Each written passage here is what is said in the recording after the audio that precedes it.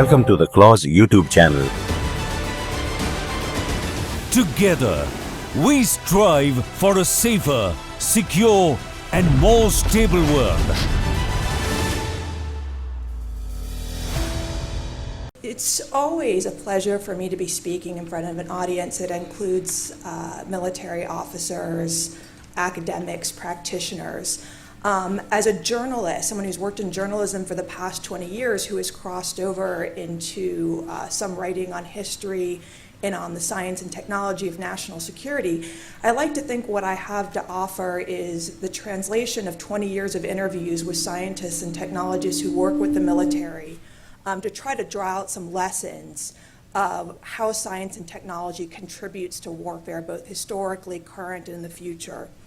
And so when we talk about cyber warfare, I actually want to start with a little bit of a history lesson of where this goes back to, which is the early 1960s, at the beginning of very early in the Cold War after the Cuban Missile Crisis. So before we talk about offensive cyber war, and I think it's very sexy to attach cyber to anything these days, but really what we're talking about is computer networking. And if we want to talk about cyber warfare in the current tense, let's go back to where this all comes from, which is the early 1960s at the Pentagon in an agency called the Advanced Research Projects Agency, now called DARPA. It was the early days of the Cold War, and the Pentagon was just beginning to use computers for the first time, interacting with people. One of the first instantations of this was SAGE, a Cold War computer system that was designed to link 23 air defense sites to coordinate tracking of Soviet bombers in case of an attack on the United States. One of the scientists who worked on this, J.C.R. Licklider, today known as the godfather of the internet, was brought into the Pentagon, into this new agency, to take over a program known as Command and Control, looking at computers. Very, very early days of computers. And when I interviewed Pentagon officials who were there at the time about what they thought was going to be worked on, they said, oh, something with computers and nuclear command and control. But Licklider had a much broader, almost messianic view of the future. Computers at the time were mostly mainframe beasts that sat in a laboratory. You went in with punch cards and you crunched numbers. And Licklider, who had worked on the SAGE system, where human operators interacted with the computer, had a very different vision, one that may seem obvious now, but was really revolutionary for the time. He said computers are going to transform human decision-making.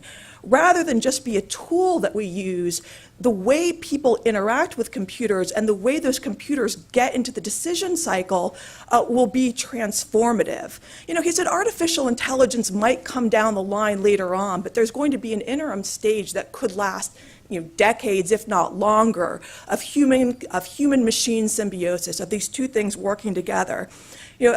And the funny thing is, at the time, a lot of Pentagon officials had no idea what he was talking about. But they kind of let him go on this research. They said, he was a very smart guy. He seemed to be doing interesting things. And you know what? It's just a few $1 million.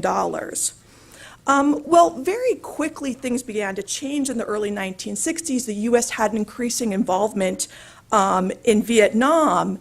And already there was this nation computer work going on at the Pentagon.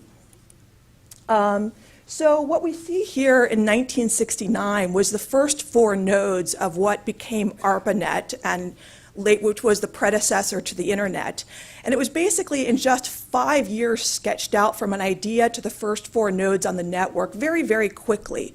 There was a myth that developed that ARPANET was supposed to be an Armageddon command and control system. It was nothing of the sort. There were future nuclear applications envisioned for it, but it was really at that point it was linking academic sites, trying to see, can you link computers together, can you network them?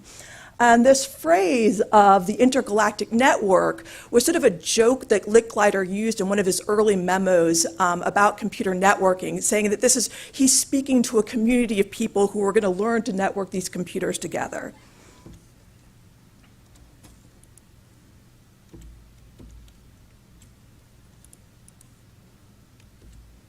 So what happened very quickly? What changed? Well, first what changed was the Cold War soon transitioned over into a lot of focus on the Vietnam War, where the United States was getting increasingly involved in Southeast Asia and against counterinsurgents, against the communist Viet Cong. And very quickly, one of the questions is, okay, how do you adapt this nascent science of computer networking to insurgency, something that we were thinking about for nuclear command and control? And one of the earliest proposals was from a group of scientific advisors that said, okay, we have a problem along the Ho Chi Minh Trail where we have a lot of smuggling of weapons from North Vietnam to South Vietnam. How do we stop this? And so a group of scientific advisors who were familiar with this early work in computing said, okay, we have an idea.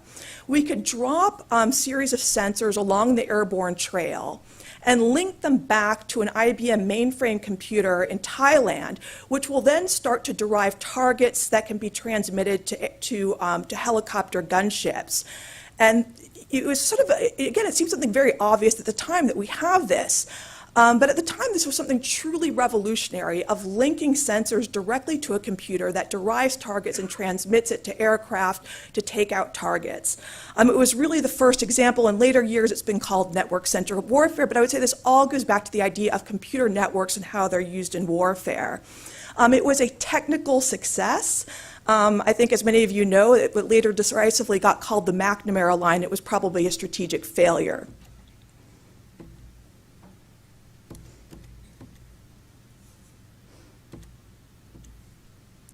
But what eventually happened was the transition of this technology to something else, and that I think is a situation very familiar with where we are right now.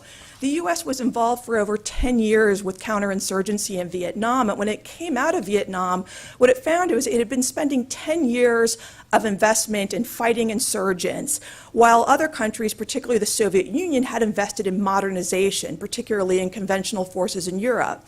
The U.S. and its European allies were outnumbered. They felt that the Soviets' technology had developed faster than the United States had, which had been spending on Vietnam. So there was a long-term research and development plan at the Pentagon of how do we take the technologies that we've developed in Vietnam to include computer networking, to include precision warfare, and try to use them on the European battlefield. And one of the concepts that came up with was this idea of a salt breaker, which again, similar to some of the technology that came out of the McNamara line in Vietnam, was to link submunitions that would be queued by a command and control computer system to get this to network together, that you would be operating along a computer network. So that didn't actually, you can tell I'm a journalist. I don't use PowerPoint a lot. So the idea of a salt breaker, which was going to be a number of different systems, never got developed. But what came out of it was Joint STARS, the Joint Surveillance Target Attack Radar System, which many of you may know from the first Gulf War, which was still a prototype when it debuted, and was again the first time that you could send information from the JSTARS aircraft down to a computer processing system and transmit it to targets. And it was considered a key targeting system, what became known as the Highway of Death in 1991, when U.S. forces attacked retreating Iraqi forces out of Kuwait. And JSTARS, which came out of this early networking system, was really one of the stars out of that war. So that was, again, a technical success, so much so that in the late 1990s, when the Army approached DARPA about some of their problems, again, computer networking came into play. It was 1999 at the end of the Kosovo Air War, and the Army had gotten so bogged down that it risked being irrelevant. It had tried to deploy Apaches to Kosovo, only to find that they were there weeks too late. So the Army Chief of Staff at the time, Eric Shinseki, approached DARPA, this Pentagon research agency, and said, can you come up with a way that we can deploy faster and lighter? And the proposal that they came up with was, okay, suppose we distribute combat capabilities on a network. Rather than having everything in one or two vehicles, we can use the network to try to link different vehicles together. It was an interesting idea, except just a couple problems. The ad hoc networks that you needed to make it work were not technologically available. As one former Pentagon official described it to me at the time, it was basically that you substitute electrons for armor. And the idea was if you had enough information, that would make up for your lack of armor. Well, this was a fine idea starting in 1999 and went on through 2002, 2003, and then there was the invasion of Iraq, and suddenly the lesson you learned was you could never have enough information to make up for armor. So what was interesting about what happened, similar to the Vietnam period, was you again had another transition. In 2001 and then to 2003 with the invasion of Iraq, you went from thinking about conventional warfare to battling insurgencies. One of the most innovative projects that came out of this time was the National Security Agency's, forgive the typo, the Real-Time Regional Gateway, which was about getting into foreign networks. It was taking the data feeds that the NSA had with all of the available information and data mining it very quickly to try to break up the insurgency in Iraq. It was, I think, Bob Woodward, the journalist, who was one of the first to talk about it because it was highly classified at the time, called it the equivalent of the Manhattan Project. This slide, which is actually was one of the slides released when Edward Snowden released documents to journalists, this has now been largely declassified.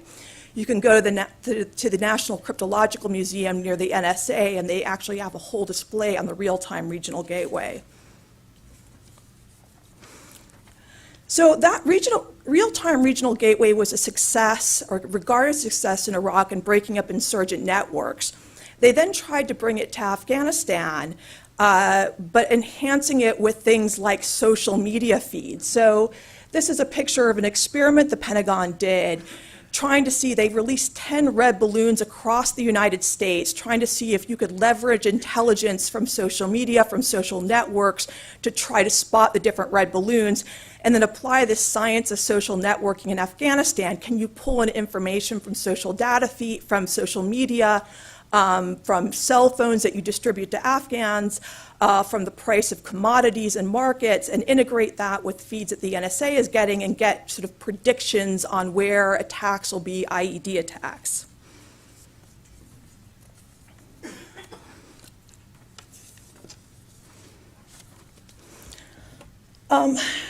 So by the time we get to 2016, we're no longer fighting sort of insurgencies in Iraq and Afghanistan. We now have an entirely different problem, which is the Islamic State in Iraq and Syria.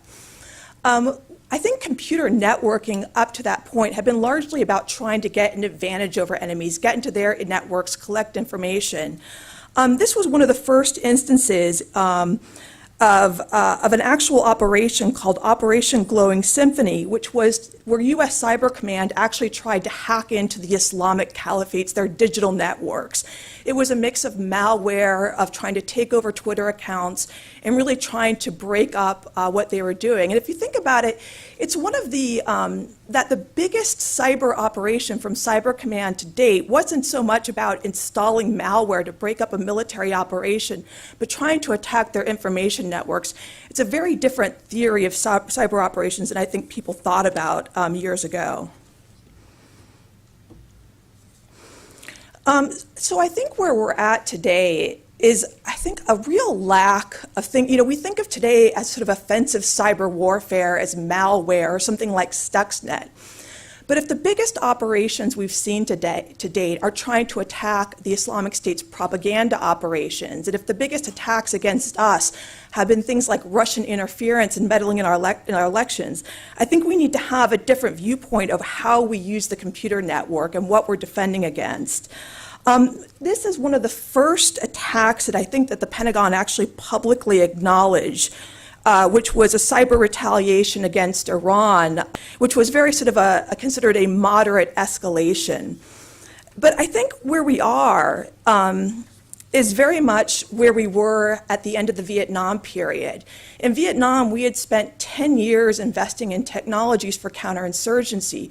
We have spent the last 20 years looking at our network operations for operating in Iraq and Afghanistan, while China has been investing in their cyber capabilities, while Russia has been experimenting with different ways of operating in the cyber realm. What we lack today, I think, are the visionaries that we had in the 1960s, thinking about what is computer networking, how do we use it, what goals are we trying to achieve. And I think some of that will come out as a response to the National Defense Strategy of 2018, where we were moving away from insurgencies and looking at great power competition. But I don't think we're seeing a really good comprehensive look at what are the technologies that we need for cyber warfare? What are we trying to achieve? Thank you.